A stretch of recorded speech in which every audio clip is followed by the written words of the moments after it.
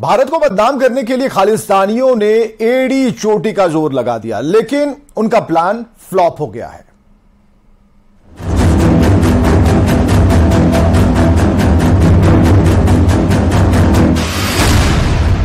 Canada में खालिस्तानियों का मंसूबा नाकाम।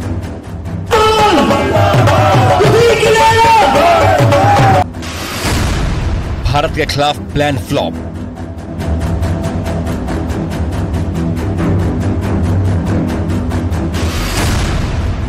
कनाडा में खालिस्तानियों का फ्लॉप शो। ये कनाडा के वैंकूवर की तस्वीरें हैं, जहां भारत के खिलाफ प्लान को अंजाम देने के लिए खालिस्तानी समर्थकों ने एड़ी चोटी एक कर दी थी। सोशल मीडिया से लेकर शहर के चौक चौराहों पर समर्थन जुटाने के लिए पानी की तरह पैसे बहाए गए। लेकिन वैंकूवर में भारत के खिलाफ खालिस्तानियों का प्लान कैसे फ्लॉप हुआ, अब जरा वो भी देखिए। खालिस्तानियों ने कनाडा के वैंकूवर में भारतीय कॉन्सुलेट के बाहर भारत के खिलाफ बड़ा प्रोटेस्ट बुलाया था, लेकिन इस प्रोटेस्ट में कितने खालिस्तानी समर्थक पहुंचे वो भी देख लीजिए। सारे तामझाम के बावजूद इंडियन कॉन्सुलेट की बिल्डिंग के सामने खालिस्तानी समर्थक प्रदर्शन के लिए मुश्किल से 30 समर्थक भी जुटा नहीं पाए और प्रोटेस्ट का ये प्लान पूरी तरीके से फेल हो गया। इस प्रोटेस्ट के लिए खालिस्तानियों ने बड़ी तैयारी की थी। वैंकूवर में भारतीय कॉन्सुलेट के बाहर इस प्रोटेस्ट को लेकर कड़ी सुरक्षा लगाई गई थी, लेकिन मुट्ठी भर खालिस्तानी समर्थकों के पहुंचने पर पूरा प्रदर्शन फ्लॉप हो गया। अब जरा ये देखिए कि कनाडा में भारत के खिलाफ खालिस्तानियों को भड़काने के लिए पाकिस्तान की ओर से कैसे प्लान बनाया गया था। भारत के खिलाफ खालिस्तानियों को भड़काने के लिए पाकिस्तान से 30 से ज्यादा सोशल मीडिया के प्लेटफॉर्म का इस्तेमाल हो रहा है। पूरी दुनिया में सोशल मीडिया के 30 से ज्यादा प्लेटफॉर्म के जरिए माहौल खराब करने की कोशिश कर रही है पाकिस्तान की खुफिया एजेंसी ISI। सोशल मीडिया पर इन तमाम प्लेटफॉर्म पर एजेंडा पाकिस्तान से चल रहा है। भारतीय एजेंसियां 30 से ज्यादा सोशल मीडिया प्लेटफॉर्म पर नजर रख रही हैं। कनाडा में बैठे खालिस्तानी समर्थक और आतंकी भारत के खिलाफ इस प्रदर्शन को पूरे कनाडा में रह रहे सिखों से जोड़कर दिखाने की कोशिश कर रहे हैं, लेकिन हकीकत यह है कि कनाडा के सिख समुदाय में के ग्रुप यानी मुट्ठी भर खालिस्तानी समर्थकों के खिलाफ गुस्सा है। कनाडा में कुल 250 गुरुद्वारे हैं, जिसमें सिर्फ 30 गुरुद्वारों में खालिस्तानी आतंकियों का दबदबा है। यानी कनाडा के गुरुद्वारों का खालिस्तानी आतंकियों को समर्थन का दावा पूरी तरीके से गलत है। यही नहीं, कनाडा में सिख समुदाय की कुल आबादी करीब 7.5 लाख है, लेकिन सूत्रों के मुताबिक कनाडा में खालिस्तान के समर्थकों की गिनती 10,000 से ज्यादा नहीं है। इनमें भी केवल 5,000 ऐसे हैं जो खालिस्तानी आतंकियों के कट्टर समर्थक हैं। मतलब ये कि कनाडा में ट्रूडो के समर्थन से खालिस्तानी आतंकी भारत के खिलाफ एजेंडा चलाने के लिए एड़ियां रगड़ रहे हैं, लेकिन न तो उन्हें कनाडा में सिख समुदाय का समर्थन मिल रहा है और न ही खालिस्तानियों के समर्थन में आया ISI का मंसूबा कामयाब हो रहा है। तो खालिस्तानी आतंकियों के खिलाफ पंजाब से कनाडा तक जारी जांच में हर रोज नए पर्दाफाश हो रहे हैं, नए खुलासे हो रहे हैं। जांच के दौरान एक और नया और अब तक का सबसे बड़ा पर्दाफाश हुआ है।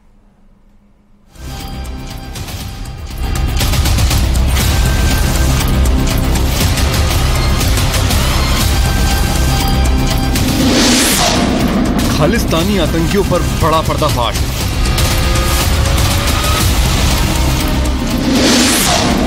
ड्रग्स के कारोबार से खालिस्तानियों को फंडिंग।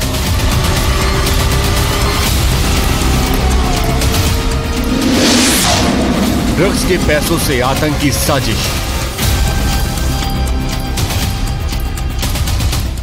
खालिस्तानी आतंकियों के खिलाफ पंजाब से कनाडा तक जारी जांच में हर रोज नया पर्दाफाश हो रहा है। जांच के दौरान एक और नया और अब तक का सबसे बड़ा पर्दाफाश हुआ है। अब खालिस्तानी आतंकियों का ड्रग्स एंगल सामने आया है। विदेश में बैठे खालिस्तानी आतंकी और पाकिस्तानी खुफिया एजेंसी ISI के इशारे पर भारत में ड्रग्स का अरबों का कारोबार चला रहे हैं। इसके बाद जहर बेचकर कमाए इन पैसों को हवाला के जरिए विदेशों में भेजा जाता है, जहां से पंजाब और भारत के कोने कोने में माहौल खराब करने के लिए टेरर फंडिंग की जाती है। ISI लगातार कश्मीरी और खालिस्तानी आतंकियों को एकजुट करके पंजाब और देश के अन्य हिस्सों में माहौल खराब करने की कोशिश कर रहा है। पंजाब में ड्रोन के जरिए पाकिस्तान से बड़े पैमाने पर ड्रग्स पहुंचाए जाते हैं, जिसके बाद गैंगस्टर आतंकी गठजोड़ इसमें अहम भूमिका निभाता है। जांच में ये बात भी सामने आई है कि इस ड्रग्स को बेचने के बाद उसमें से एक बड़ा हिस्सा कनाडा में बैठे खालिस्तानी आतंकवादियों तक जाता है। कनाडा में बैठे खालिस्तानी आतंकी अपने नशीले पदार्थ का कारोबार वहाँ भी बढ़ा रहे हैं। ड्रग्स और जबरन वसूली से कमाए गए पैसे से अब ये खालिस्तानी आतंकी कनाडा की राजनीति में अपने कदम आगे बढ़ा रहे हैं। इसी राजनीति के चलते साल 2022 में कनाडा के एक बड़े नेता रिपु दमन सिंह मलिक की हत्या कर दी गई थी। हत्या का आरोप खालिस्तान आतंकी हरदीप सिंह निज्जर पर लगा था। वहीं कनाडा सरकार ने तमाम सबूत होने के बावजूद हरदीप सिंह निज्जर के खिलाफ कोई कार्रवाई नहीं की थी। साल 2016 के बाद पंजाब में सिखों हिंदुओं की टारगेट किलिंग खालिस्तानी आतंकी हरदीप सिंह निज्जर और उसके सहयोगियों की करतूत थी। कनाडा में अपने बढ़ते दबदबे से उत्साहित आतंकवादी अपराधी गठजोड़ ने विदेश में मौजूद अल्पसंख्यक हिंदुओं को खुलेआम डराना और उनके मंदिरों को नुकसान पहुंचाना शुरू कर दिया।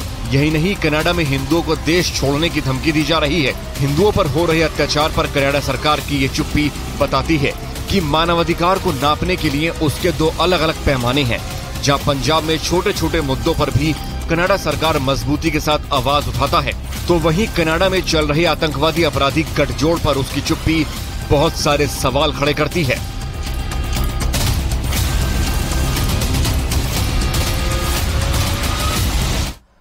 चलिए खेल खिलाड़ियों की बात करते हैं। एशियाई खेल 2023 हांजो में चौथे दिन भारतीय एथलीटों ने शानदार प्रदर्शन किया है। खास तौर से शूटिंग में भारतीय शूटरों ने अपना अच्छा प्रदर्शन किया। शूटिंग में भारत ने यह 7वां मेडल अपने नाम कर लिया है। अब सिफत कौर सामरा ने महिलाओं की 50 मीटर राइफल, वो भी व्यक्तिगत प्रतियोगिता में, गोल्ड मेडल जीतकर इतिहास रच दिया। सामरा ने 469.6 पॉइंट्स का सर्वश्रेष्ठ हिट किया है और इसके साथ उन्होंने एक नया विश्व रिकॉर्ड भी कायम कर दिया। दूसरी तरफ आशी चौकसी हैं जिन्होंने 441.9 पॉइंट के साथ तीसरे स्थान पर रहकर ब्रॉन्ज मेडल जीता है। उनकी तस्वीरें आप देख पा रहे हैं, हंसते और खिलखिलाते हुए चेहरे। करके बाहर आई थी तब इंडिया 4th पोजीशन पे चल रहा था एंड आई वाज लाइक कि यहाँ से बेटर करना है। फिर उसके बाद धीरे धीरे खुद को पुल किया, गेम को पुल किया एंड देन उसके बाद फाइनली सिल्वर पे फिनिश किया। And then it's always a team effort, it's not just 3 of us। बाकी जो सपोर्ट स्टाफ है, जो कोचेज है, उन सबका बहुत ज़्यादा अहमियत रहती है गेम के अंदर। एंड सारे के सारे जो ने हमेशा वहीं रहते हैं आपको सपोर्ट करते हुए, आपकी बातें सुनते हुए, आपको एडवाइस देते हुए। चलिए, बिहार में स्कूलों में नाम कटने का सिलसिला जारी है। गैर हाजिर रहने वाले बच्चे जो हैं वो 3,32,000 बच्चे हैं जिनका नाम काटा गया। सबसे अधिक चौथी कक्षा में पढ़ने वाले 46,000 बच्चों का नाम काट दिया गया। कक्षा 5 के 44,000 बच्चों का नाम कटा है। इधर क्लास 6 के 39,000 बच्चों का नाम काटा है। क्लास 7 के 38,000 से अधिक बच्चों का नाम काटा है। अभिभावकों को शपथ पत्र देने की बात कही गई है। तो बिहार सरकार का यह पोस्टर लगा है, लेकिन नामांकन रद्द करने की जो अभी तक जो आंकड़े आए हैं उसमें आप देख लीजिए कि किस जिले में कितने नाम काटे गए हैं और जिलेवार तरीके से ये बातें कही गई हैं।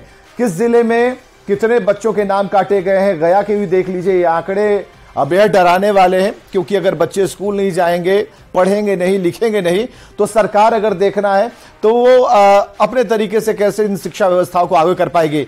तो अभिभावकों को शपथ पत्र देने को कहा गया है और अभिभावकों की तरफ से अगर शपथ पत्र यहां पर जो खबर आ रही है वो नहीं दिए जा रहे हैं। ये आंकड़े चौंका रहे हैं, शिक्षा व्यवस्था को लेकर सवाल खड़े कर रहे हैं कि भाई आखिर बच्चों का नामांकन रद्द करने की जो मुहिम के तौर पर यह बात सामने आई है, ये आंकड़े सवालों के घेरे में है।